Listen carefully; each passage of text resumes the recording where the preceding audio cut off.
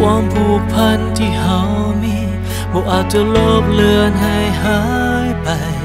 ยังคงจำฝังอยู่ในใจและบ่มีภัยมาแทนใดทุกครั้งที่ตื่นขึ้นมาก็มีแต่ความเหงาอยู่ข้างกายหายใจเข้าออกก็มีแต่เจ้าเท่านั้นจากวันเฮามีปากเสียงก็เหลือเพียงคือความเหินห่างต่างคนต่างบอกเข้าใจกันผู้ชายที่เคยปากแข็งบ่อาจทนคืนวันที่เลยผ่านไปซาโดยที่บ่มีเจ้าอยู่ขอเวลาพิสูจน์ตัวเองได้บ้างขอโอกาสพิสูจน์หัวใจอีกครั้งเมื่อก่อนนั้นผิดไปแล้วที่เหตุให้เจ้าเสียใจขอเวลาพิสูจน์ตัวเองได้บ้างขอโอกาสสุดท้ายครั้งเดียวเท่านั้นถ้าบ่มีอย่างนี้ต่อไปจะบ่ขอบ่รบกวนให้วุ่นวายเจ้าเองเลย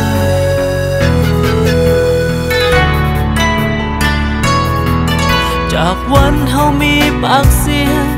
ก็เหลือเพียงคือความเหินห่างเปิ้ลเดี๋ยวก่อนต่างคนต่างบอกเข้าใจกันผู้ชายที่เคยปากแข็งบ่อาจทนคืนวันที่เลยผ่านไปซาโดยที่บ่มีเจ้าอยู่ขอเวลาพิสูจน์ตัวเองได้บ่ขอโอกาสพิสูจน์หัวใจอีกครั้งเมื่อก่อนนั้นผิดไปแล้วที่เหตุให้เจ้าเสียใจขอเวลาพิสูจน์ตัวเองได้บ่ขอโอกาสสุดท้ายครั้งเดียวเท่านั้นถ้าดีน้ำเราซะขนาดเขาขอเบอร์เรายังบ่ให้เขาเลยก็ร้องใจไปเรื่อยๆกันแม่เจ้าอีกเลยโอ้เบบี้ขอความเห็นใจทั้งเจ้าผู้เลือกศักดิ์ศรีลูกผู้ชายก็ยอมก็พอเจ้า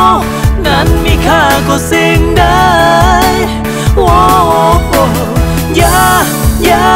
จะค่อยไปสวยหันมาสบตาและฟังความรู้สึกแล้วจะเห็นว่าผู้ชายคนนี้มีหัวใจเพื่อเจ้าเท่านั้นขอเวลาพิสูจน์ตัวเองได้บ่ขอโอกาสพิสูจน์หัวใจอีกครั้งเมื่อก่อนนั้นผิดไปแล้วที่เหตุให้เจ้าเสียใจขอเวลาพิสูจน์ตัวเองได้บ่ขอโอกาสสุดท้ายครั้งเดียวเท่านั้นถ้าบ่มีอย่างนี้ต่อไปจะบ่ขอมารบกวนให้วุ่นวายเปิ้ลขอเวลาพิสูจน์ตัวเองได้บ่ผู้ชายธรรมดาคนนี้ก็ได้3 ปีได้ล่ะฮักเจ้าเท่าชีวิต